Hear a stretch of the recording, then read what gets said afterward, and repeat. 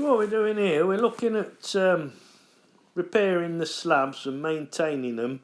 If you've had your slabs down a few years, then often the mortar in between, it starts to crack and sometimes get a bit loose. So what we're doing here, we're just taking a normal building trowel, pointing trowel there, and we're scraping out the mortar in between the joints, and we're going to repair it in a nice professional way. So first of all, just get your trowel, or if it's a bit firmer you can perhaps get a hammer and chisel, and just chisel and scrape it all out. And you want to really try and get down to the bottom of the slab if you can, the thickness. I mean, at least round about an inch or an inch and a quarter anyway as a minimum. You can see I'm just using a tool there that I've been raking out with. You can see that's probably about 35-40 mil, so that's roughly the depth you want to go down, because if you tend to just do it on the top, on the surface, you'll find in no time at all it'll start cracking off again. So once we've scraped a few out, the next thing you want to do after you've swept the thick up with a dustpan and brush, if you've got one of these sort of wet and dry hoovers, or the Henry Hoover, whatever you've got, and get your nozzle on and suck all those loose bits out, and what that'll do, it'll clean out those joints thoroughly and really help the new stuff we're going to put in bind really well to the slabs. So although you might think, is it really necessary, it does pay to do this if you can be bothered and you want a nice professional job that's going to last a good few years. So I'd be inclined to do it, and you can see that's what I'm doing there. It don't take long, but it just sucks all that loose stuff out, and then we've got a nice clean joint ready to fill. Now before we do the filling, if your slabs have been down a few years, I've actually got another video on this, but if your slabs are a bit green or a bit tinged, or there's bits of moss and stuff, it's a good idea just to do this process before we start filling it. It'll clean your slabs up like new. So all we do here, we get a can of bleach, a 750ml tub of bleach I think it is, and you squirt the whole lot there into an old watering can, and once you've squirted that in, and while you're doing it, you want to get a kettle on the boil, fill your kettle right up to the maximum, get it boiling up, and once that kettle's boiled, all you need to do then is just pour it into that bleach mixture, into that watering can, as you'll see in a moment. So the kettle's completely boiled there, we're pouring that in, and then once we've poured that kettle in, you want to fill it again to the maximum and reboil it.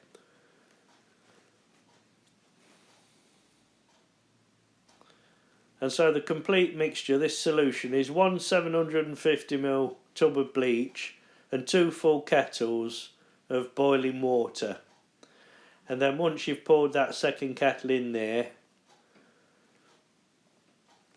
all we need to do then is go over to the slabs we've chopped out and cleaned, and just, as you can see there, water it on quite liberally and just leave it to dry. That's all you need to do. You don't need to scrub it, you don't need to do anything at all. But just water that on nice and liberally. You'll find that one mixture more than likely covers around about 3 square metres or so of your patio, so you'll be able to work out roughly how many tubs of bleach you're going to need if you just work out the areas and divide it by 3. But yeah, just leave that to foam up. You see the white patches there, there's nothing to worry about, that's the bleach there doing its job. So just leave that to dry off, and once you've done the whole area, you'll notice the next day that your slabs look just like new, to be honest, and all the green moss and any stains that's on there will be completely gone. And then we're ready to start the pointing up, as we'll look at in a moment or two.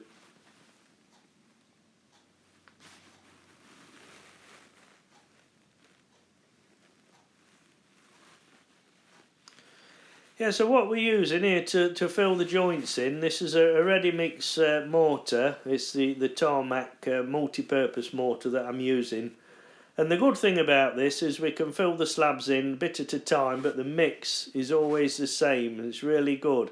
Now that black tool I'm using there, all that is It's just a bit of old drain pipe about a foot, 18 inches long, and what I've done, I've attached a funnel to the end of it. It just fits in there nicely. I think I just got the funnel from a local hardware shop, and the bit of drain pipe was just in my shed, and I'll show you how we use that in a minute. But it's a great way for filling the slabs in using this mixture. You know, you can just see that's just pulled off there, and you can just push it onto that funnel, and it gives a nice nozzle to fill in the slabs with without getting it all over the place.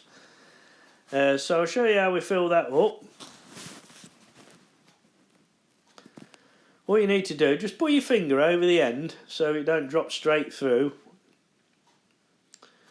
and then all we've got to do is just take a trowel and just pour a bit of that mixture into there. It's a very fine dry powder mixture, but it's great stuff for doing slabs. So you just fill that up really as far as you can.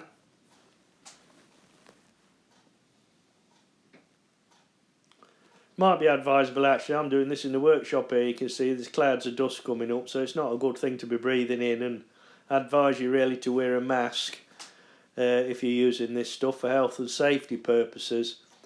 But once I've done this mix, I think I'll do the rest outside, to be honest, in the fresh air, then we're not breathing that stuff in, because you don't want to do the lungs any good. So yeah, when you get there, just keep your finger over the end, and once you get to the first joint, you can just take your finger off, and you'll find that powder will just drop straight through, and we can start filling those slabs up quite easily. Of course, before we start doing this, we need to make sure the slabs are completely dry, so don't do it when you've just done the bleaching. Let it dry for a day or two, and if it's been raining again, we need the slabs to be thoroughly dry when we do this. But you can see there, it flows through that tool quite easily, quite liberally, and we just need to fill the slabs just below the surface of the top. We don't want it sticking proud. When the job's finished, the mortar just wants to be slightly below the top of the slab, so that you're not kicking it off or tripping over it in any way. But yeah, it goes in nice and easily. You'll find, obviously, once you get to the end, you just refill it, and carry on where you left off. You can see there, it's just dropping straight out, along straight into the joint, and it's a great way of doing it, I find.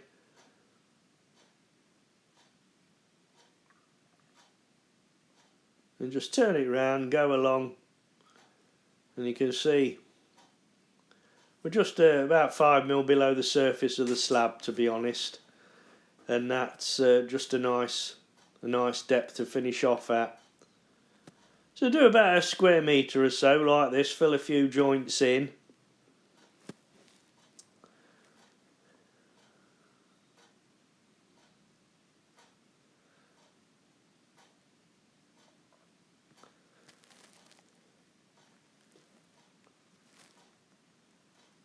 And then once we've got a few done, probably done a square metre or roughly that sort of area, we can take a pointing tool and just smooth it over to make sure it's all nicely firmed in there. We'll show you how we do that in a second or two.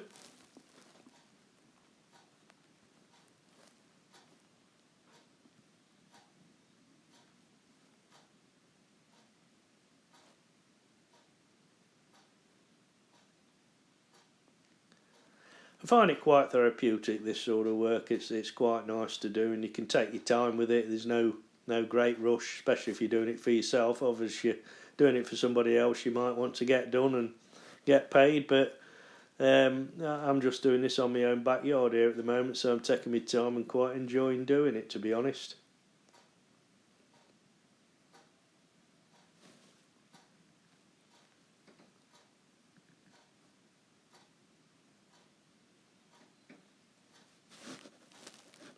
But the beauty of this mortar mix, it's one consistent mix.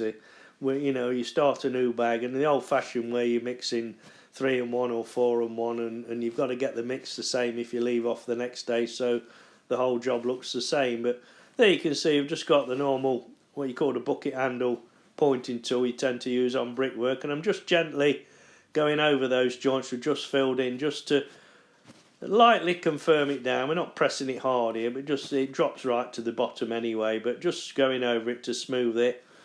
And once we've done that and we're happy with it, and if any comes out on the slabs, you can get yourself a little paintbrush and just brush it off before we start wetting it to start curing it. So yeah, we just do that. That's really all that's necessary. Once you're happy with the finish there, all we've got to do then, we'll look in a second or two. We just got to get one of these garden sprays. You often see gardeners use them in the greenhouse or whatever. They're spraying plants and crops with them. But one of these little water pressure sprays, and we'll show you what the final stage is, just to set that off. So there you can see I've smoothed it all. It's just in there dry now, and it's like I say, 4 or 5 mil below the finished surface of the slabs, which is ideal really, and it looks quite effective already.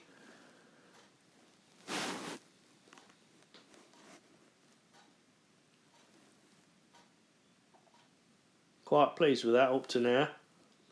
So here we are. Look, it's just one of these hose lock sprays. You can use all types of sprays if you've got one in the garage. You can get bigger ones than this, but just to demonstrate, I'm just showing you now. Just pump that and spray it on, nice fine mist, just to start curing it off, and go over it quite liberally. But the beauty of this is, if you go on with a hose pipe or a watering can at this stage, it will just start washing all that powder out. So we just need a fine spray just to damp the mortar off, and within half an hour the mortar will start curing and start going off, and it'll look really nice.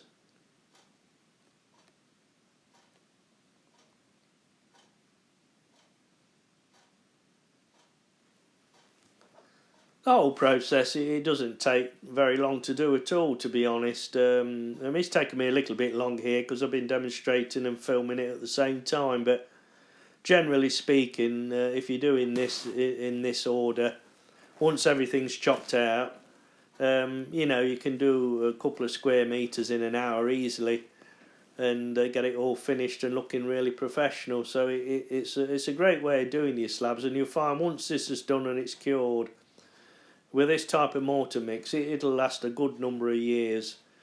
And all you need to do each springtime is just go over the whole slab and the joints with the bleach solution that we demonstrated earlier, and it keep your patio looking really nice for many years to come.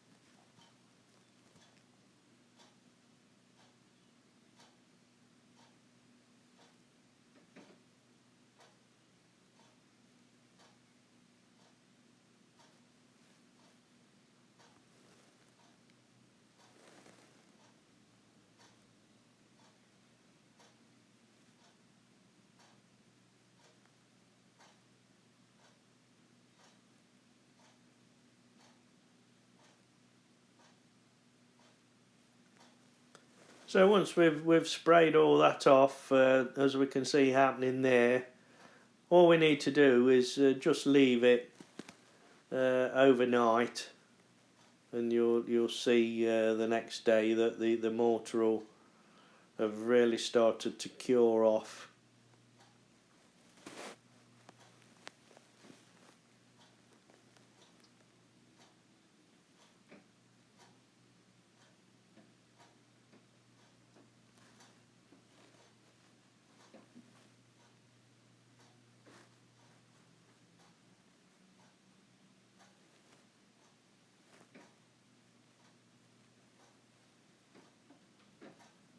And I've just sprayed the whole of the surface of the slab as well, just to keep it all damp. It's not completely necessary to do that, but it just stops it drying out too quick. And then here we are now, we're on the next day, and what I'm doing, now the mortar's cured off a bit, I'm giving the slabs a good soaking with a watering can, just to let the moisture get right to the bottom of those joints. And if we'd done that yesterday at the start, it would have knocked all that powder out, so please don't do that. Just spray it gently, let it cure, and then come back the next day with a fine rose watering can and give it a good dousing. And there you can see it's looking really professional now, and it's a good finish. That really pleased with that myself. And those slabs been down 12 years but look like new. So there we go, Smiling Sam, the household tips man. If you like what you learn, you want to know anything, just leave me a comment in the bottom. I'll always get back, and if you want to ask me any questions or anything, please feel free to do so, and subscribe to the channel for more videos if you like what you're seeing and learning. Okay, take care.